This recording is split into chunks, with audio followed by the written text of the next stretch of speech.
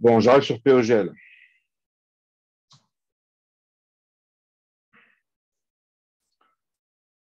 POGL. Euh,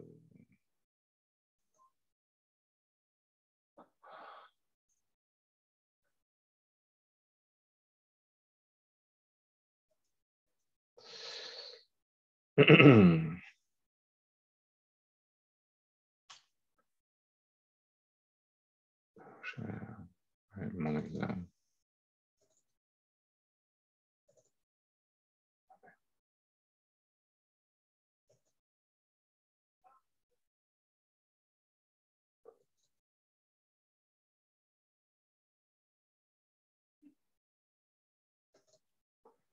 Ok, donc c'est parti.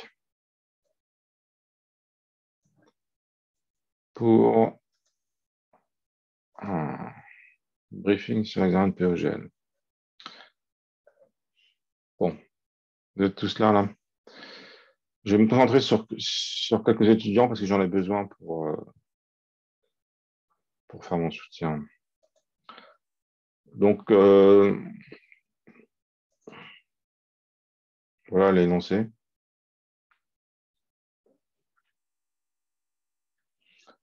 J'ai envie de vous donner les trucs que j'ai pensé quand j'ai corrigé, quand j'ai vu les erreurs que vous faisiez, en fait. C'était pas mal de faire comme ça. Certains exos, s'il y a certains exos que vous souhaitez faire vous-même, vous me le dites, je vous les fais faire. Quand vous avez déjà le corrigé, j'ai plutôt envie de. Je pense que ce qui sera plus utile pour vous, c'est que je me concentre sur les erreurs que vous avez faites pour pas que vous les refassiez, d'accord? Donc la question 1, on vous dit qu'une pile, c'est un conteneur générique. Qu'est-ce que je voulais tester là? Je voulais tester le fait que vous avez compris que quand on déclare une classe générique, on déclare un type en paramètre dans la classe, d'accord? Entre des plus petits, plus grands, d'accord? Des brackets, on appelle ça. On déclare un type en paramètre. C'est quoi un type? Dans les classes génériques, on aime bien écrire une seule majuscule, d'accord? T ou E, d'accord? Et on pourrait écrire n'importe quoi à la limite ici, hein. Mais c'est un paramètre de type. C'est une pile de trucs. Le truc, c'est type E. D'accord? Donc, si vous n'êtes pas capable d'écrire ça, vous n'avez pas du tout compris ce que c'est qu'un type générique. C'est un type qui utilise un autre type, un type générique. D'accord? Il utilise un autre type. Pourquoi? Parce que c'est un type de type, une pile. On peut avoir une pile d'entiers, on peut avoir une pile de chaînes de caractères, une pile de flottants, une pile de ce que je sais, d'accord? D'accord? Dans ces cas-là, il faudra qu'on écrive le type int ici. Donc, créer la pile. On écrira pile de int entre les crochets, d'accord? On écrira int entre les crochets pour dire que c'est une pile de entier. Alors là, voici trois primitives communément utilisées pour manipuler les piles. Empiler, dépiler et vide. Vous n'avez pas pris le temps de lire ça, malheureusement. Beaucoup d'entre vous, en fait. Empiler, c'est écrit ajouter un élément en haut de la pile. Dépiler, c'est enlever l'élément en haut de la pile. Le dernier entrée, j'ai précisé, et le renvoyer. D'accord? Donc,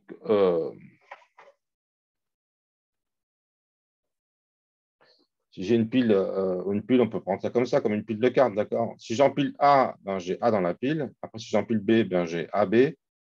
D'accord? Après, si j'empile C, j'ai C. D'accord? Et après, si je dépile, qu'est-ce que j'aurai? Monsieur Ranjit, je vais te dire quoi si je dépile là maintenant? Il n'aura rien normalement. Je vais récupérer quelle lettre? C'est Oui, c'est le dernier que j'ai empilé, d'accord? C'est celui qui est en haut. Et la pile, qu'est-ce qu'elle vaudra? AB seulement. Enfin, B. Oui, si, AB. AB, ouais, c'est ça. Voilà. Bon, c'est peut-être ma faute, je n'ai pas fait un énoncé très clair, parce que c'est vrai que pile, c'est une structure très commune en informatique, alors peut-être pas pour vous, quoi, mais j'ai des tas de gens qui m'ont cherché un élément à dépiler. Je pense que beaucoup de gens ont lu le TP sur le TD sur les hash tables. Les hash tables, ils sont inspirés de là, en fait. En particulier, donc voilà, les en-têtes, c'était juste ça. Je vous fais écrire en tête pour vérifier que vous comprenez que lorsque ce qu'on empile, c'est un élément de type E. Ce qui est renvoyé par des piles, c'est un élément de type E.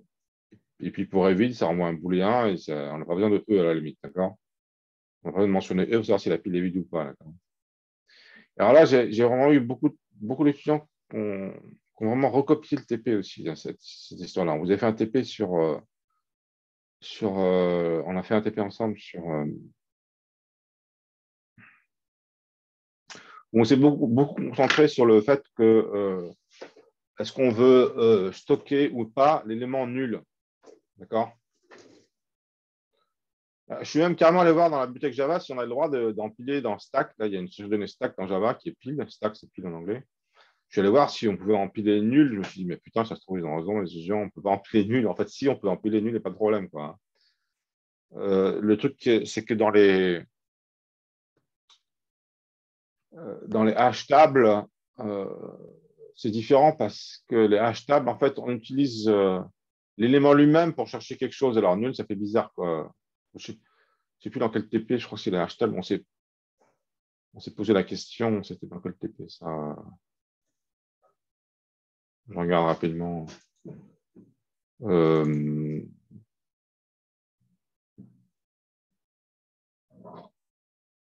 je crois bien que c'était les hash tables, en fait, hein. Ouais, c'est ça. Non, mais j'ai le point tech là, putain. Ouais, ouais, mais faut que j'aille voir plutôt.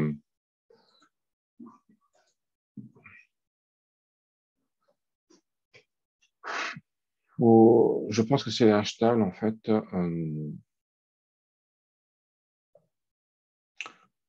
Donc tous les TD et TP correction. TD. Ah, c'est ça qu'on va voir.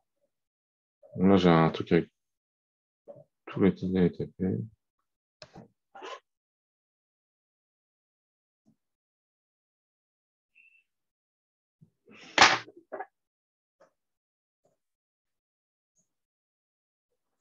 Donc, il y a quand même 34 pages.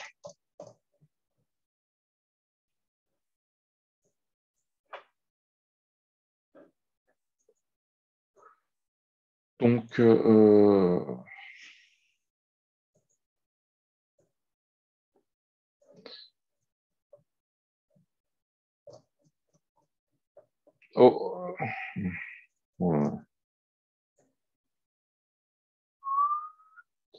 voilà.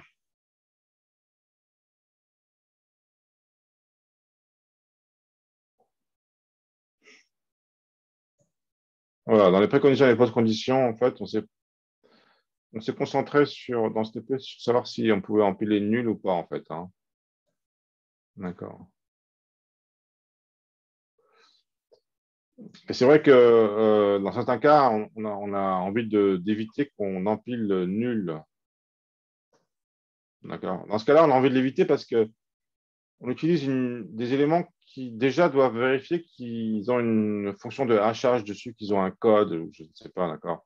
Donc, les éléments qu'on met dans une table de hachage, on ne peut pas en mettre de nul pour cette raison-là aussi, en fait. D'accord. Parce qu'on utilise des méthodes sur l'élément, en fait. D'accord. Un code de hachage, et pour ça, on utilise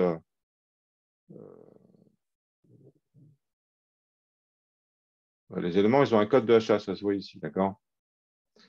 Donc, s'ils sont nuls, ben, ça va capoter.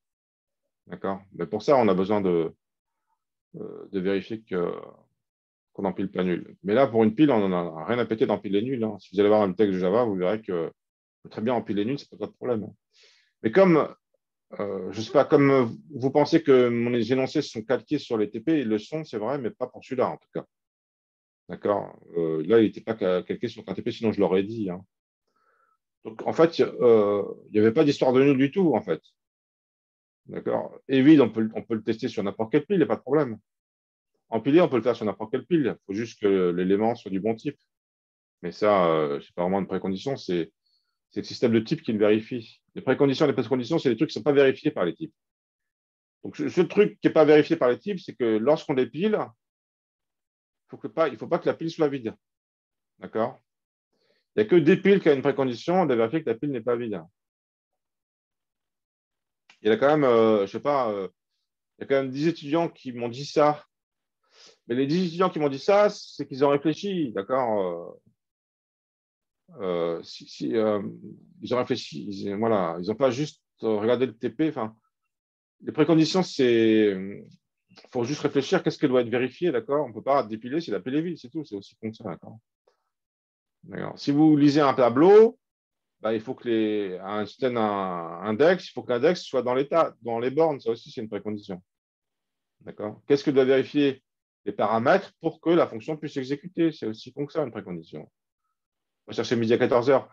J'ai l'impression que des fois, comme vous ne comprenez pas beaucoup les trucs, alors du coup, vous pensez que c'est super compliqué, alors ça vous bloque tout de suite. Il faut mieux penser que c'est simple, les trucs, sinon vous êtes mal barré. Il faut toujours penser qu'un examen est simple.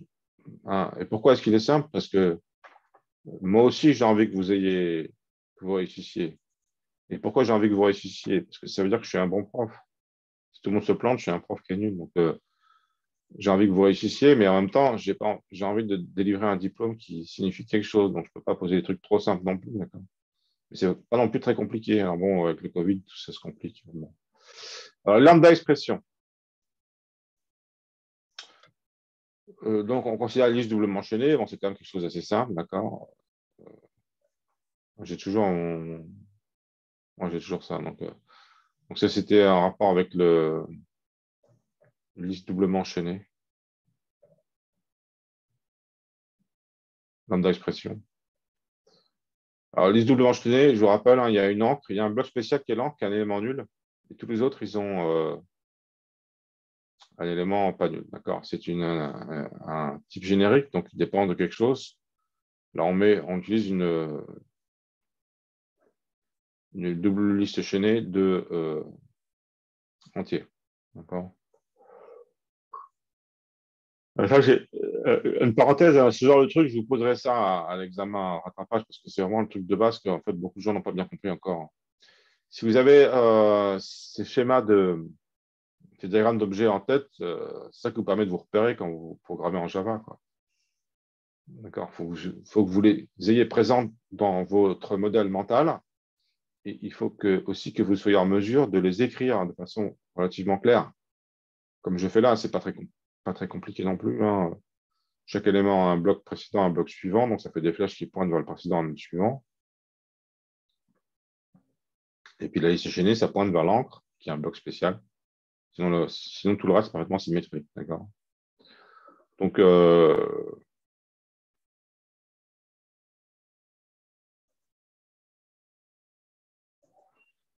OK. Donc, on vous demande d'écrire une lambda expression portant sur un seul bloc qui vaut vrai si seulement si cet invariant est vérifié pour ce bloc.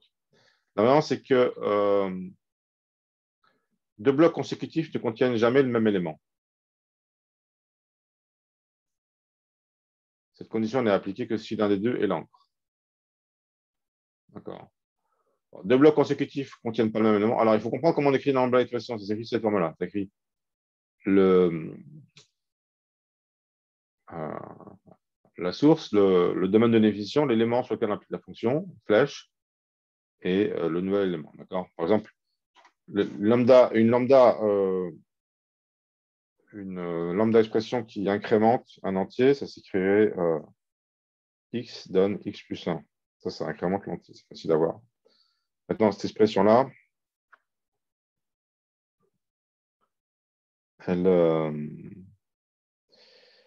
elle teste si le bloc suivant est différent du bloc précédent.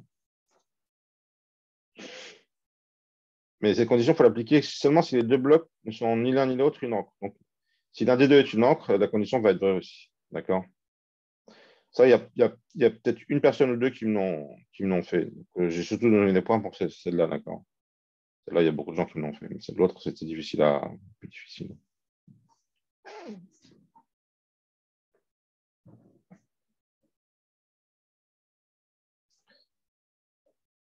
Est-ce qu'il y a quelqu'un qui a envie de m'écrire une lambda expression là? Parlez-moi, on peut en écrire une ensemble si vous voulez. Pour vous maîtriser ce concept-là. Si vous ne dites rien, je continue, c'est pas grave. S'il y en a un qui a envie d'en écrire une, je peux lui en faire écrire une. Personne n'a envie de se lancer là-dedans? Bon. On écrit l'élément sur lequel on va travailler et à droite de la feuille, on écrit ce qu'on va renvoyer. C'est un booléen qui est vrai si le bloc vérifie la condition que son élément est différent de l'élément du bloc suivant. C'est ça. Il y a une parenthèse en trop là. Et sauf si l'encre, il n'y a pas besoin de vérifier la condition, ou si le suivant est l'encre, il n'y a pas besoin de vérifier la condition non plus.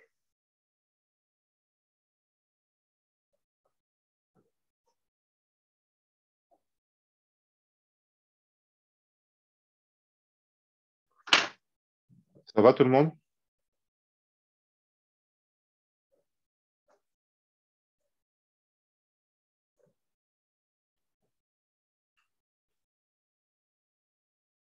Vous êtes là?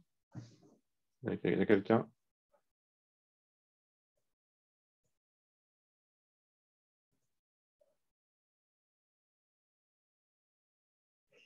Il faut me parler un peu parce que sinon j'ai l'impression que je parle dans le vide. Je suis tout seul dans mon appart là.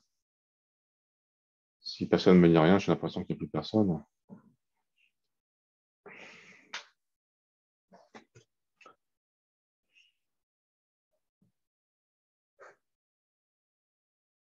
Ah, merci Jessica, ça veut dire. Petite réaction. Ouais. Donc je continue avec la question 6. Utilisez cette lambda expression pour implémenter une méthode privée de booléen check invariant 2 qui vérifie ce qui est pour tous les blocs. Alors là, il suffisait de réécrire la lambda expression dans le for all block. Donc vous aviez dans les mains les corrections ATP-TP, c'est ce qu'on fait c'est ce qu'on fait, d'accord, on écrit dans la méthode for all block, elle for all blocks, elle applique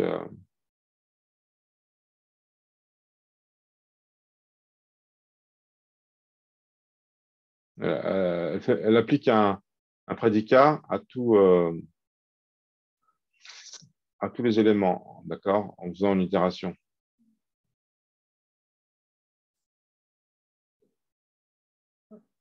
Et on s'arrête quand on trouve l'encre, d'accord.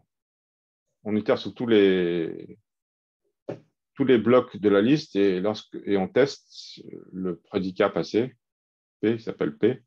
Il y a une méthode P.test qui automatiquement, Java, même si vous n'avez pas écrit de méthode P.test dans votre prédicat, Java, il la retrouve, quoi. Il retrouve ses billes, d'accord. Donc, en fait, lorsqu'on veut utiliser cette fonction for all blocks, on n'a qu'à l'appeler avec un prédicat. Donc là, on l'a fait, for all blocks, vérifier que soit l'élément n'est pas nul, soit c'est l'encre, d'accord. Alors, vérifier que le suivant, c'est le précédent. Nous, qu'est-ce qu'il fallait faire? Il fallait vérifier que j'aurais pas dû l'appeler for all block, c'était pas intelligent. Il fallait vérifier juste que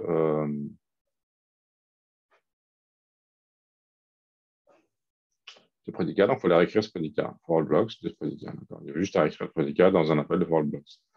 La difficulté ici, c'est de comprendre qu'on peut passer un prédicat à une fonction. On peut passer une lambda expression à une fonction. D'accord. Mais on l'a fait en TP déjà. On l'a fait en TP, vous avez le corriger du TP dans les mains, donc ça va, c'est possible. Il y a quand même pas mal qui l'ont fait cette question-là.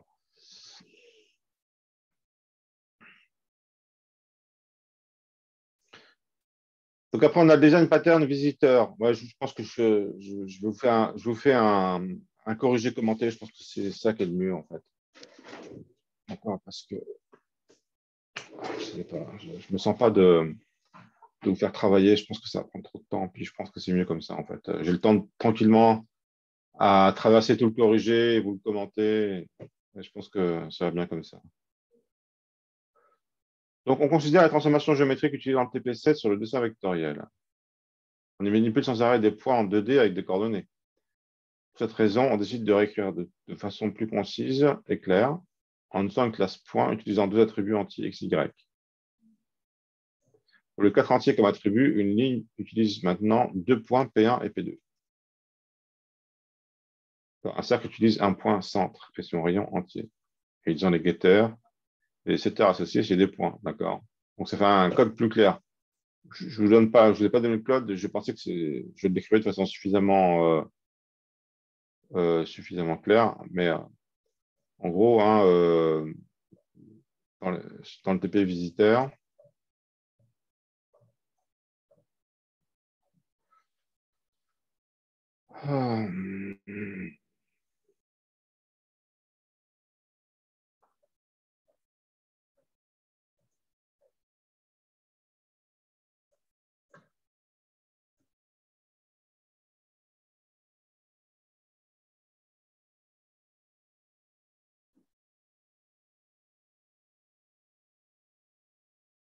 celui-là.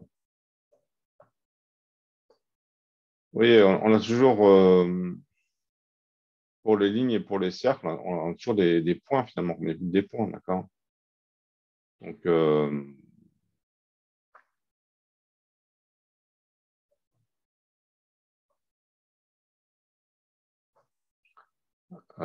ici, on a 2 points et là, on a un point, d'accord? Donc, plutôt que de déclarer comme attribut x1, y1, deux entiers, x2, y2, deux entiers, on va déclarer p1, point.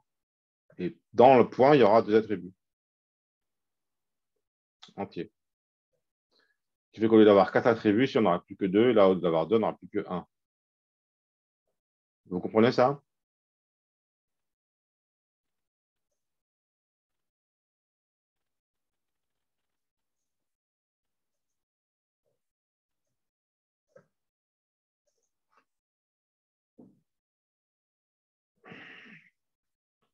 La raison que, la raison que j'ai fait comme ça, c'est parce qu'après, ça devient facile de programmer les transformations. Dans ces, donc dans ces histoires de visiteurs, en fait, euh,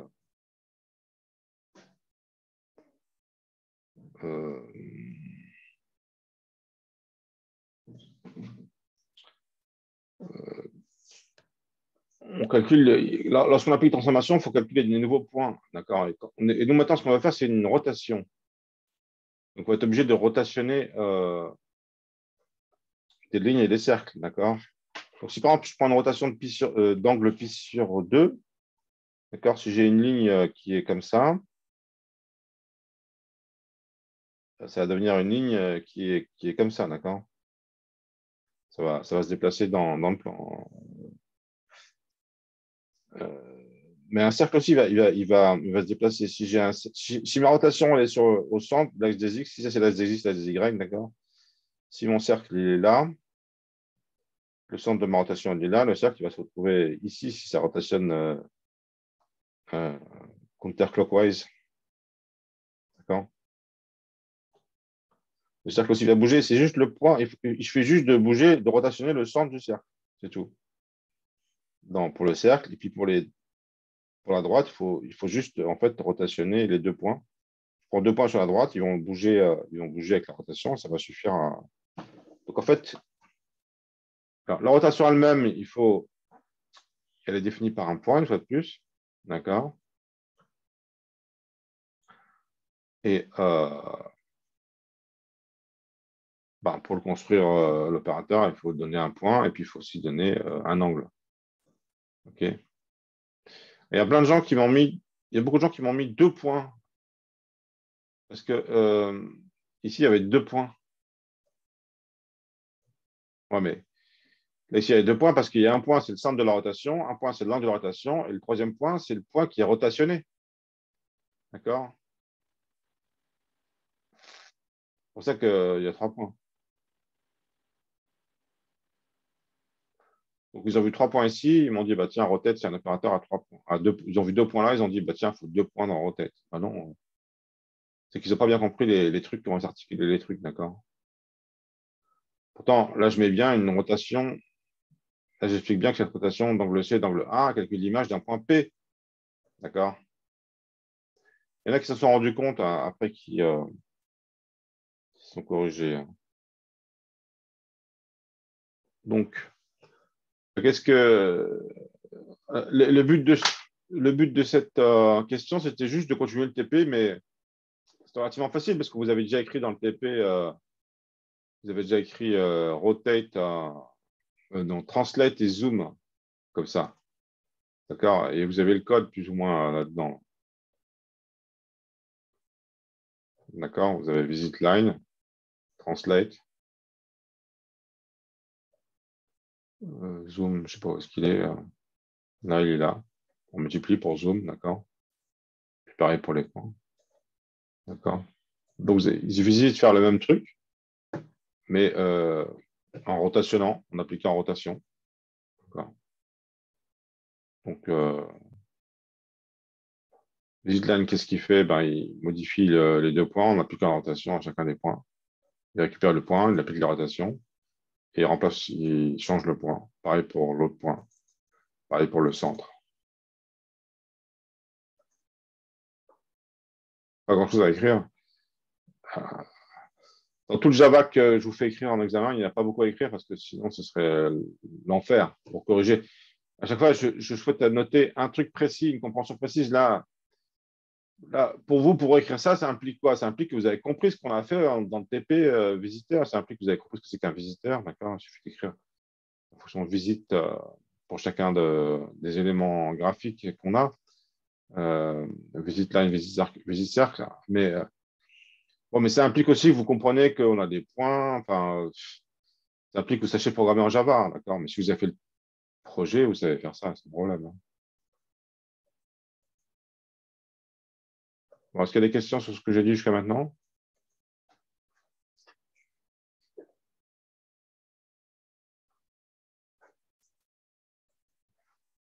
Vous pouvez mettre votre caméra si vous le souhaitez. Je passe en mode galerie de temps en temps, je peux vous voir. Hein, si vous avez une webcam, vous n'avez peut-être pas webcam, mais si vous en avez une, il faut la mettre. Hein. Ça va, monsieur Popescu, madame, mademoiselle Popescu? Pour l'instant, me dit-elle. Ça va peut-être se compliquer, là, on pensait.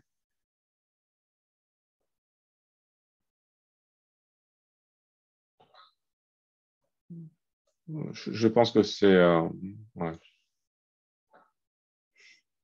Bon, speaker view. OK, on continue. Oui, j'ai l'impression que, même là en soutien, même en cours ou en TD, j'ai l'impression que vous êtes un peu comme beaucoup d'entre vous, vous êtes un peu comme des touristes. Hein. J'ai vu ma fille bosser à distance aussi. En fait, ils mettent en marche leur webcam, leur machin, là, puis après, ils vont faire autre chose. Quoi. Bon, c'est pas le cas de tout le monde, hein, il y en a qui suivent, hein, mais tout de même, c'est pas du tout la même qualité de concentration que j'aurais dans une salle. Bon, parce que rien ne vous oblige à écouter. Enfin, en salle, si j'ai des gens qui font autre chose, je vais le voir tout de suite. Ben là, vous pouvez faire complètement autre chose et je ne le verrai pas. Alors, ben, c'est con parce que vous apprenez rien en même temps. Quoi. Mais, alors, tester dans la main sur la ligne qui existe. Alors, il faut accepter, faire accept là, d'accord?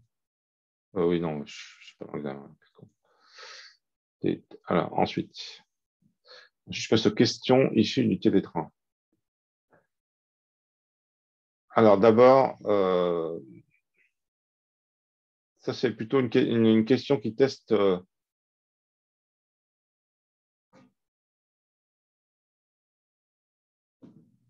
le test unitaire d'abord. D'accord. Dans le cas du télétrain, j'ai testé savoir si vous avez fait un test. D'accord.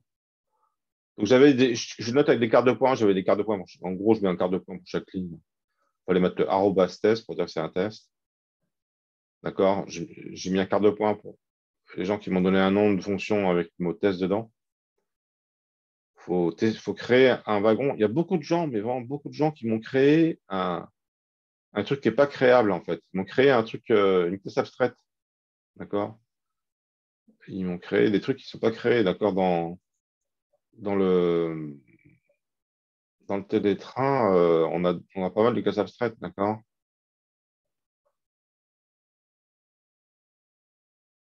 On a élément réservable qui est abstrait, élément train qui est abstrait.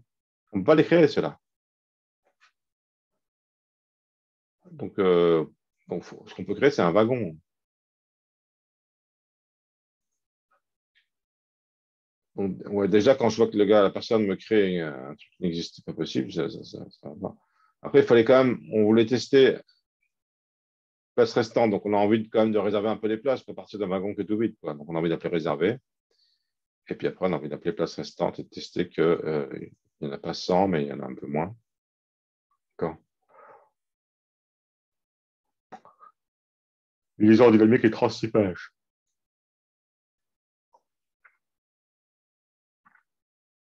Ah ouais, ça, j'ai bien aimé toutes ces questions. Je pense que vous avez bien aimé l'examen, mais entre vous aussi quand même. Parce que c'est vraiment possible de noter, en fait. Là, mon but, c'était de vérifier que si vous avez compris qu'il faut transtyper, d'accord? D'une part. Et après, et si vous avez compris qu'on peut tester si la classe d'un élément, d'accord? On veut calculer les places restantes. Donc, on va itérer sur tous les éléments du train, mais on veut considérer seulement ceux pour lesquels il y a des places. Et ceux-là, ce sont les éléments réservables. D'accord? euh, euh, la locomotive. La locomotive, ce n'est pas un élément réservable, on va pas tester si elle est pleine. D'accord? Donc, pour ceux qui sont éléments réservables, on va rajouter la méthode place restante qui est définie. Elle est définie sur tous les éléments réservables. On l'a définie juste avant. Hein. On l'a définie nous, en fait. Hein.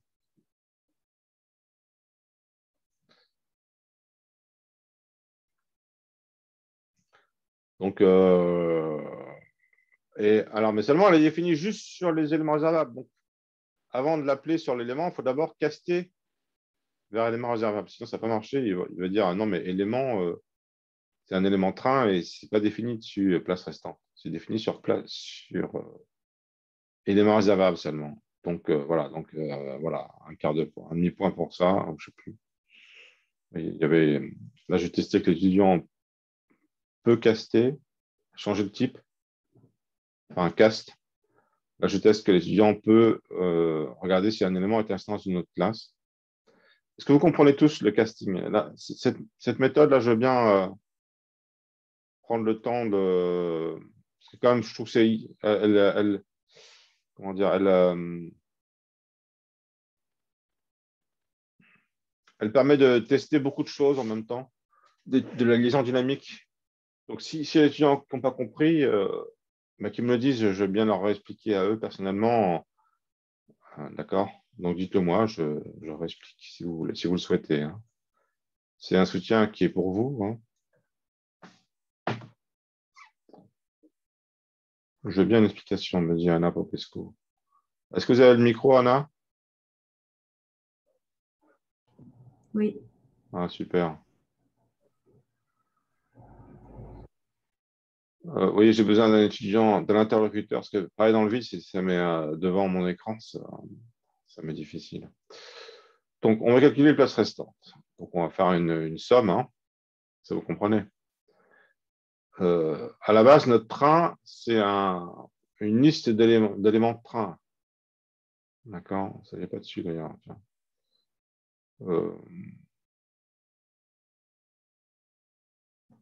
Moi, je n'ai pas mis ça dessus. J'ai mis juste hiérarchie.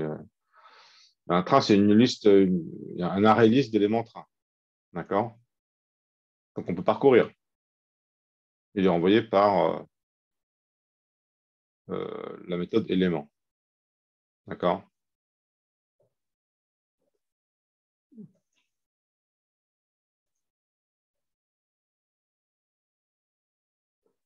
Un casse-train, train complet, d'accord?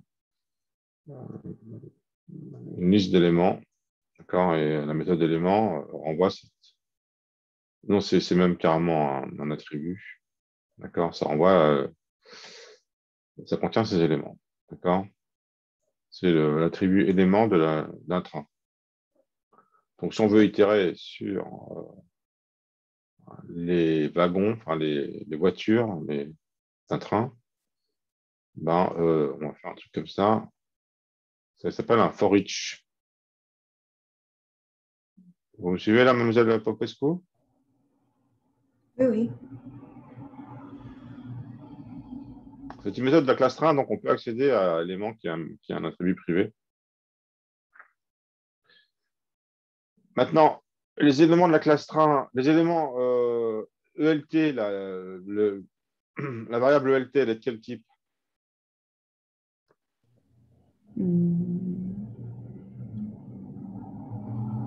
Je sais plus.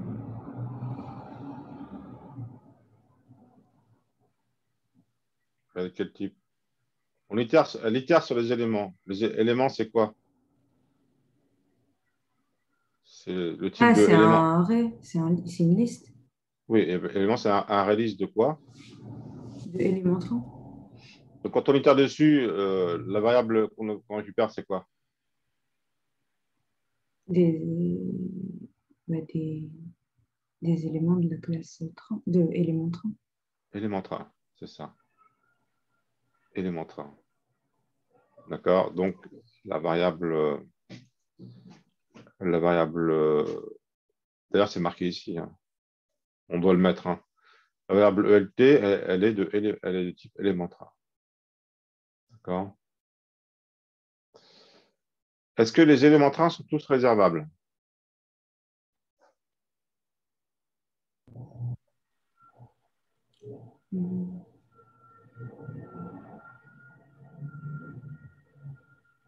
Quand on a un train donné, qu'est-ce qui est pas réservable?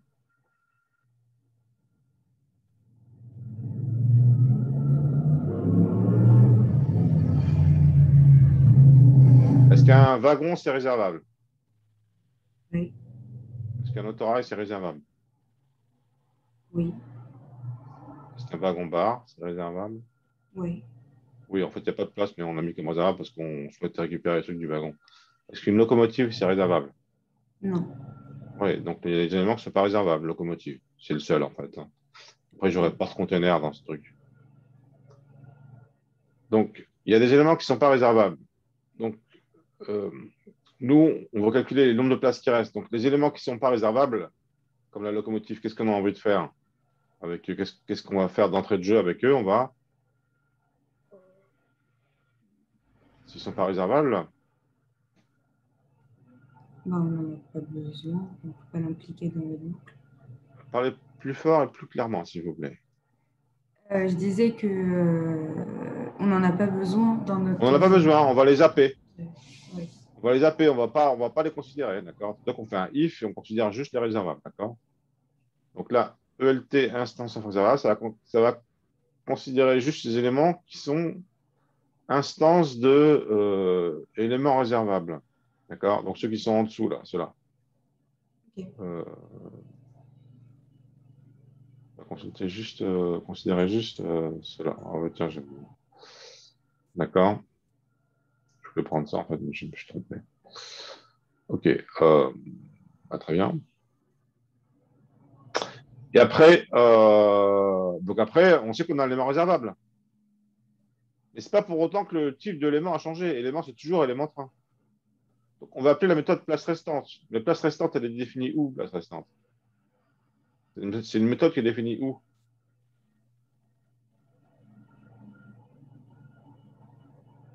Ah,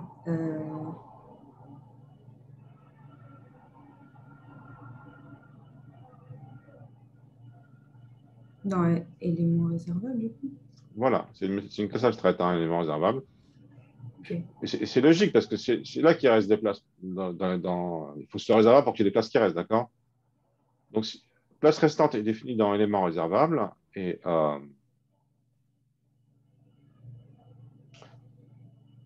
donc, et élément, il est de type élément train.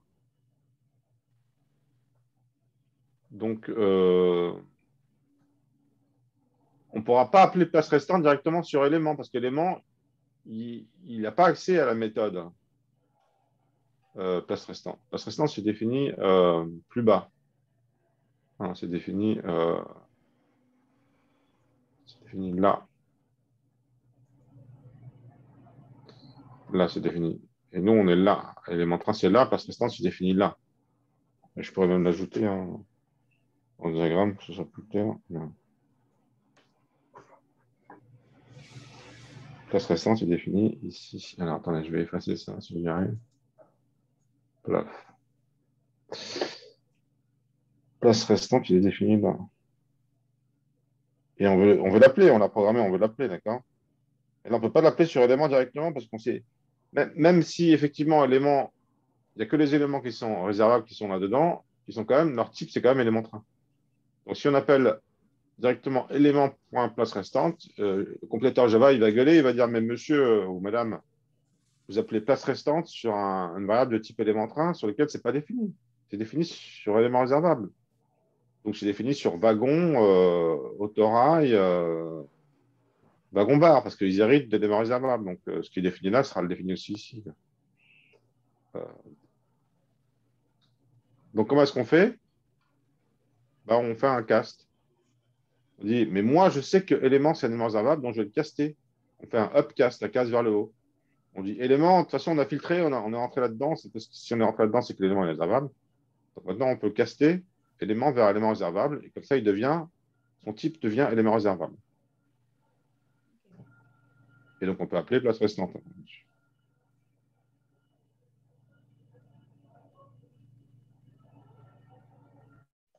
Je pense que le silence qui s'installe montre que vous n'êtes pas encore d'accord avec moi, mademoiselle Popescu.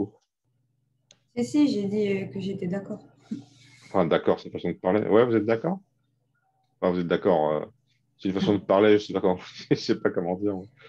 Vous avez compris ce que je raconte? Oui. Ouais. Mais ça, c'est un truc que je fais aussi, examen rattrapage, hein, de tester que vous maîtrisez ces concepts-là de casting. D'accord. C'est des concepts qui ont vraiment à voir avec la liaison dynamique, c'est au centre, d'accord? Dans le cours sur les liaisons dynamiques, on parle de ça. Merci, mademoiselle Popescu, pour m'avoir, comment dire, amené à expliquer ça plus clairement. À chaque fois que... N'hésitez pas à m'interrompre si y a des choses que je dis que vous ne comprenez pas, je les réexplique plus en détail.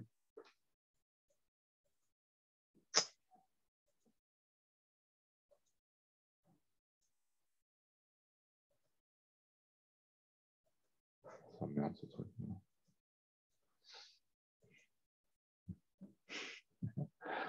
Ok, je continue.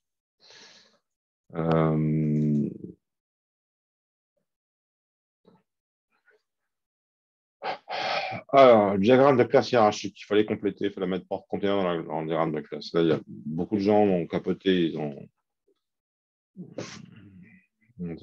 C'est peut-être pas une question facile. Pourtant, j'avais essayé vraiment de préciser la question.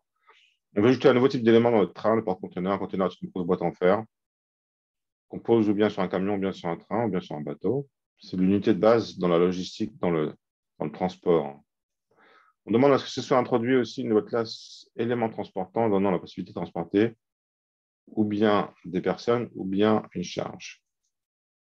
Et ça veut dire que l'élément transportant, il est ancêtre de à la fois réservable et conteneur.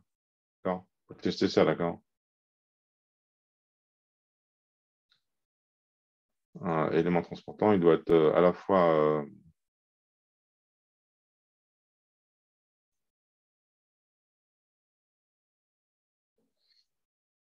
à la fois ancêtre de réservable et de porte-conteneur. C'est ça qu'il fallait voir, principalement. Maintenant.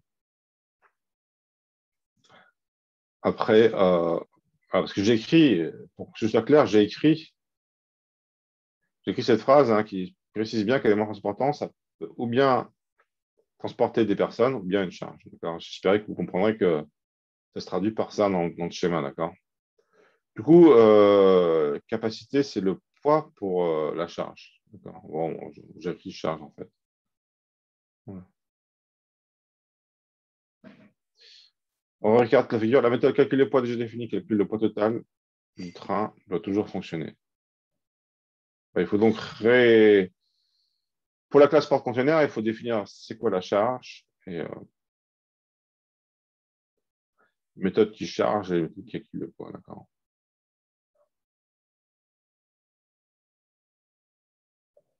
Votre capacité, on peut l'écrire ici en fait. Enfin bon, J'ai fait une notation très cool là parce qu'il y avait plein de choses possibles, des choses que m'ont des étudiants que je n'avais pas pensé. Même moi, j'ai fait des erreurs là-dessus. Donc, il y a des questions sur sur la question 12?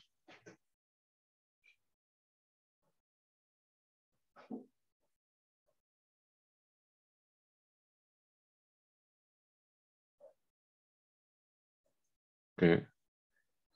Alors, on arrive sur la question 3, là, le TD emploi du temps.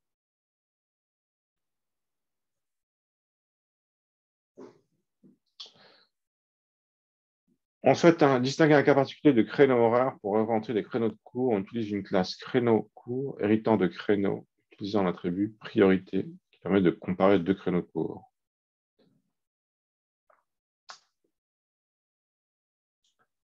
C'est la priorité qui permet de comparer, d'accord? C'est assez clair quand même, hein. Il est alors naturel d'implémenter l'interface compare-tout comme on l'a fait pour les horaires en utilisant ses priorités. Modifier l'entête de créneau de cours pour dire qu'elle implémente compare-tout. Il faut dire implémente compare-tout, mais il ne faut pas oublier de dire c'est compare-tout deux créneaux courts. On va comparer un créneau court avec un créneau court.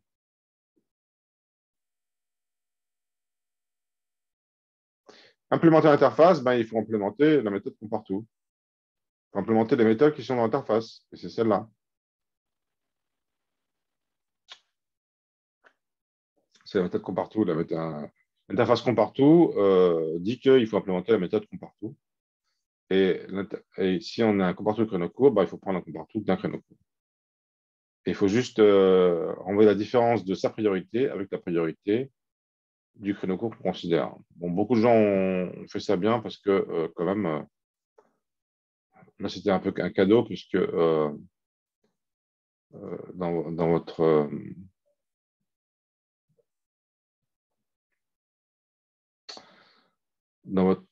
recueil de TP, c'était déjà fait, d'accord. Vous avez déjà un compare-tout avec. C'est vraiment reproduire une reproduction presque à l'identique de ce que c'est fait en TP. Donc, c'est un cadeau, d'accord. Vous avez un compare-tout qui compare les durées. D'accord. Ça s'est fait où? Ça s'est fait un peu avant. Voilà, compare-tout. Voilà. Question 5. Modifier l'entête de la classe horaire pour spécifier que les horaires sont comparables. Il fallait mettre compare-tout avec un horaire. Comparable avec un horaire. Implémenter compare-tout. Alors, j'ai marqué implémenter compare-tout. Bon, là, et dans l'examen, j'ai dit implémenter l'interface. Donc, du coup, il y a beaucoup côté largué juste pour ça, en fait, hein. Implémenter l'interface, ça veut dire implémenter les méthodes de l'interface. Et compare-tout, c'est la méthode, c'est compare-tout. Avec un C minuscule. Il y a un C, dans comparable, l'interface comparable, la méthode, c'est compare-tout. Attends, qu'est-ce que j'ai? J'ai peut-être merdé, là.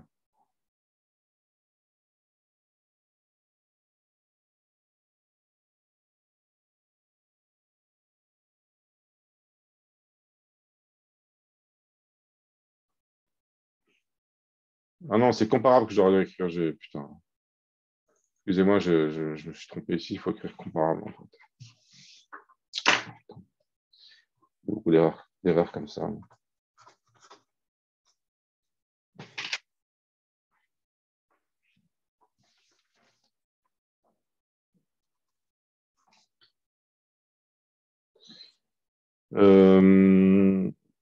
Donc, j'aurais dû écrire comparable. Je me suis trompé. Il fallait écrire comparable aussi. Une erreur. Il fallait écrire implémente comparable de machin, implémenter compartout. Ouais. Donc, il faut retourner. Il faut la différence entre le nombre d'heures de soi-même et le nombre d'heures de l'horaire qu'on compare. Parce que dans l'examen, il fallait retourner la différence entre la priorité et sa priorité. C'était pareil. D'accord. Il y en a qui m'ont fait des trucs plus compliqués, ils ont considéré différents cas. Il n'y a pas de problème, ils ont eu les points aussi.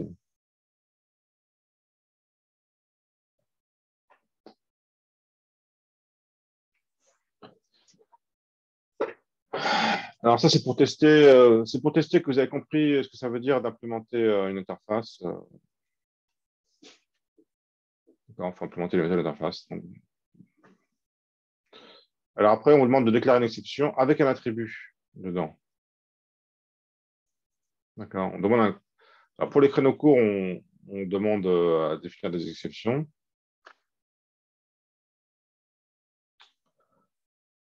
Donc, un créneau court, il y a une classe non ouvrable qui est une exception, d'accord, qui a un attribut qui contient un attribut créneau correct, mais non ouvrable.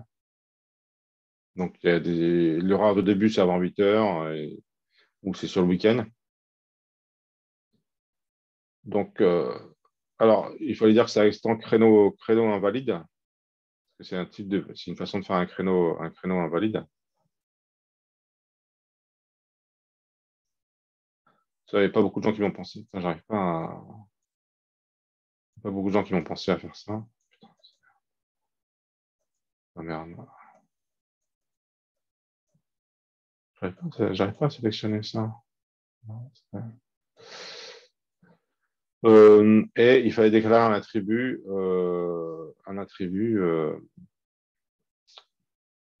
de type créneau et un constructeur qui l'initialise.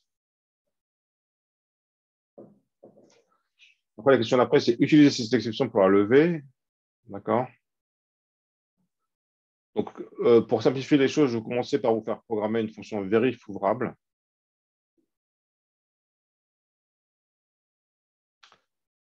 Et il n'y a pas beaucoup de gens m'ont écrit ça, que pour vérifier ouvrable, il faut vérifier que le jour, c'est plus petit que samedi strictement, c'est maximum vendredi. D'accord.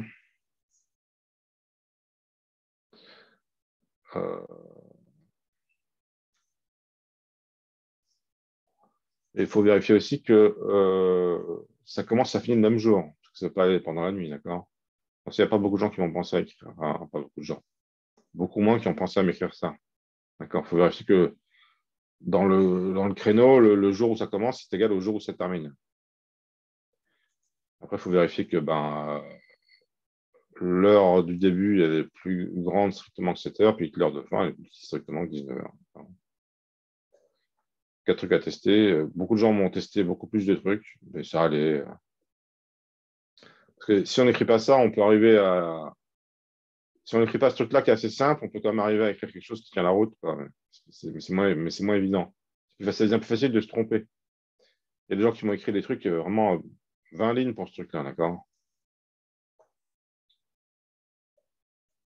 On n'arrive pas à sélectionner ça, je comprends pas. Alors, ensuite, programmer le constructeur de créneau court de sorte qu'il lève l'exception non ouvrable. Si on essaie de créer un créneau de cours qui n'est pas ouvrable, mais qui est correct par ailleurs. Alors, on programme le constructeur de créneau court.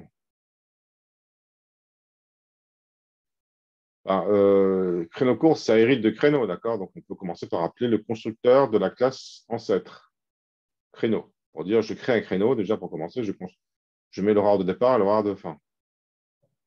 D'accord? Le créneau court et l'extend de créneau. Quand on a une classe qui en étend une autre, en général, son constructeur appelle le constructeur de l'autre. On a fait ça tout le temps dans le TP sur les créneaux horaires. On a fait ça tout le temps, en fait. Hein. Le constructeur, utiliser les constructeurs définis auparavant. C'est une technique de programmation qui est classique que je souhaitais tester, vous avez compris. Donc, il y avait des points spécialement pour ça. D'accord. Je cherche en fait ce que c'est fait.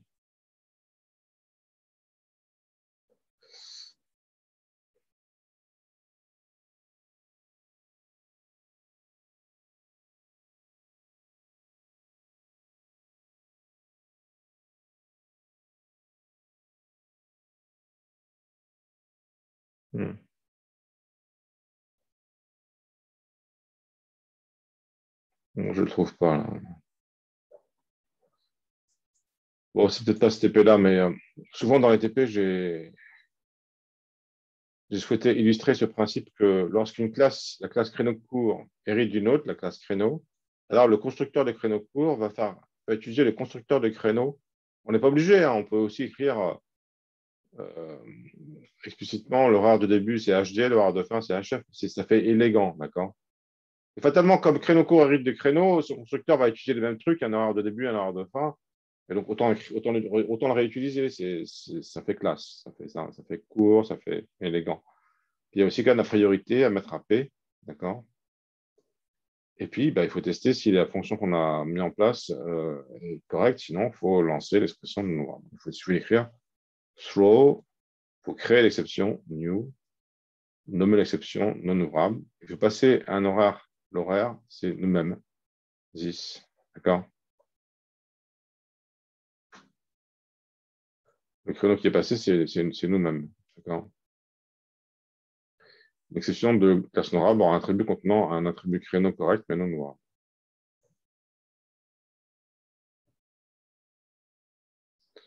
On mémorise son propre horaire pour pouvoir ensuite bosser dessus pour le rendre ouvrable. Ça va tout le monde?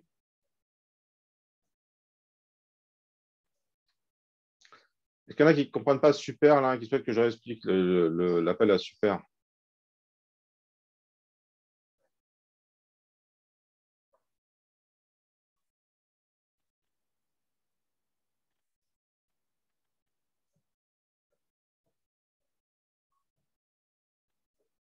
Moins de participants, j'ai l'impression qu'ils sont partis là. Bon. Personne souhaite que je réexplique super, c'est bon? Vous suivez?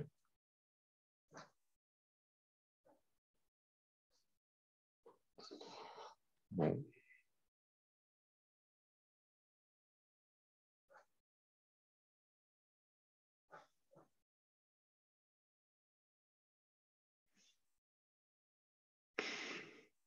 Alors, qu'est-ce qui se passe si on appelle créneau court avec un horaire de début qui est plus grand que l'horaire de fin? À l'exception, créneau vide est levé par l'horaire, le constructeur, on appelle le constructeur de créneau. Si vous allez voir, parce que comme il appelle, ça c'est une autre raison pour appeler le constructeur de créneau, parce que lui, il va lever des exceptions. C'est pas juste que ranger des attributs, il a des exceptions aussi, d'accord? Si on va aller le voir, on va aller voir ses constructeurs.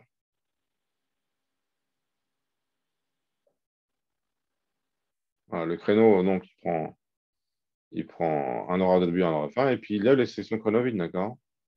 Regarde, si jamais l'horaire du début est plus petit que l'horaire de fin, il lève le créneau vide. Donc, il ne fait pas juste il bosse aussi.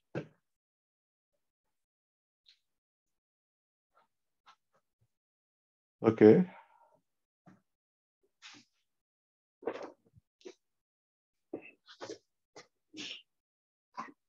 Donc, voilà, il fallait dire que l'exception créneau vide est levée par appel à constructeur. Créneau. Donc, pour ça, il fallait avoir déjà ce truc-là de bon, quoi. Bon. Donc, ceux qui n'avaient pas écrit ça, ils ne pouvaient pas avoir cette question. J'essaie d'éviter ça en général, mais des fois, j'y arrive pas. J'ai fait en sorte que les questions soient vraiment indépendantes les unes des autres. La question 18 dépend de la question 17. En fait, il y a le dernier truc de rattraper l'exception, de rattraper une exception. On va rattraper l'exception non ouvrable déclenchée dans le constructeur précédent pour tenter d'extraire un sous-créneau ouvrable du créneau que l'on a tenté de créer et qui lève à nouveau une exception non ouvrable si ce n'est pas possible. Plus précisément, si le créneau demandé s'étale sur plusieurs jours, on continuera à lever l'exception non ouvrable.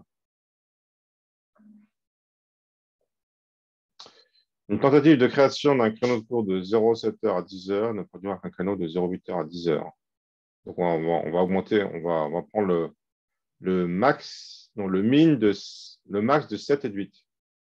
D'accord? Tandis que si on essaie de créer un cours de 0,5 à 7, là, le max de...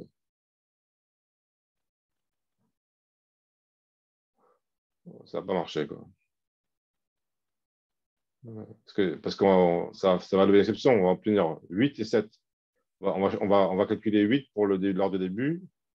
Donc, l'heure du début sera plus grande que l'heure de fin, donc ça va lever créneau vide. D'accord? Dans cette liste de création d'un créneau de 17h à 19h, on a produira un créneau de 17h à 18h, tandis que dans le créneau de 19h à 20h, il y aura une exception. Je précise qu'on peut utiliser mat.max et mat.min pour calculer le maximum. Donc, on vous demande de calculer une méthode statique, créneau safe, qui crée un créneau court et tente de le rattraper l'exception. Donc, c'est une méthode statique, ça veut dire qu'elle ne dépend pas d'une instance de créneau. D'accord? Elle crée un créneau depuis rien. Voilà. C'était basé un peu sur le TP où on créait un créneau safe. Il y a une méthode créneau safe dans le TP. D'accord? Donc là, on vous demande de faire créneau court safe. Donc, c'est un peu le même genre de truc, d'accord? On fait un try avec un catch. Beaucoup de gens vont écrire ça. Donc, on fait un try, on essaie de créer notre chrono court, puis ça ne marche pas, on récupère non ouvrable. On s'intéresse juste à ça parce qu'on cherche à créer un créneau court ouvrable.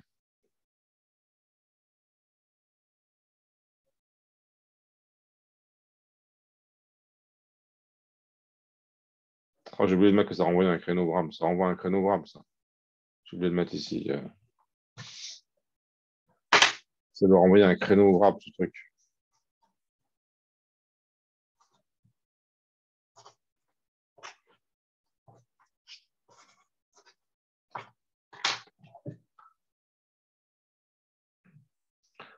Donc, on rattrape l'exception non ouvrable si elle est créée. Et après ça, on récupère le jour du début. On teste. Si jamais le jour du début n'est pas égal au jour de la fin, on dit que de toute façon, on va pas réussir à corriger le truc. Puis après, on prend le max de 8 et de l'heure du début, le min de 18 et de l'heure de fin, et on crée le créneau court. Ça suffit en fait parce que si jamais ces conditions sont pas vérifiées, en fait, si jamais on cherche à créer un horaire très tôt le matin de 7h, de 5h à 7h, ça va faire un créneau vide. Ça va faire un créneau de 8h à 7h, et puis pareil pour 17h à 19h. 19h à 21h, ça va faire un créneau de 19h à 18h. Un créneau vide. Donc, ça suffit de faire ça, en fait. Calculer un seul max et un seul min et de créer le créneau court. Ça renverra encore une exception si jamais ce n'est pas possible. D'accord. Donc, vous voyez, souvent dans CTP, en fait, on procède par approximation successive. On colle une rustine, on essaie de corriger le truc, et puis on rappelle un constructeur qui après reteste si ça marche et redéclenche les exceptions si ça ne marche pas. C'est souvent comme ça qu'on fait, en fait. Je vais aux toilettes, je vous laisse réfléchir. Là, j'ai fini de passer en revue le corrigé de l'examen. Je peux aussi passer en revue le corrigé du partiel. Enfin, j'ai plus qu'un quart d'heure, mais je peux rester un peu plus longtemps. Parce que l'examen de rattrapage portera sur le partiel et sur le programme de l'examen. Donc, parce que ça porte sur toute l'année. Donc, soit vous souhaitez que j'insiste sur un des points particuliers de l'examen, soit je récupère le corrigé du partiel. On passe un peu en revue ça aussi si vous souhaitez. À vous de me dire ce que vous souhaitez.